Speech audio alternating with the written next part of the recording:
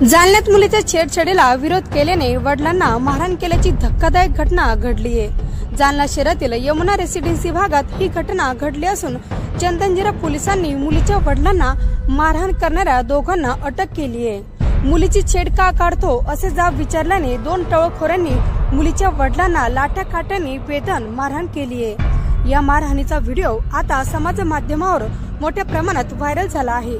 या प्रकरणी चंदनजीरा पोलीस ठाण्यात गुन्हा दाखल झाला असून मुलीच्या वडिलांना मारहाण करणाऱ्या दोन्ही टळखोरांना चंदनजीरा पोलिसांनी अटक केली आहे। या घटनेचा अधिक तपास सध्या पोलीस करत आहे।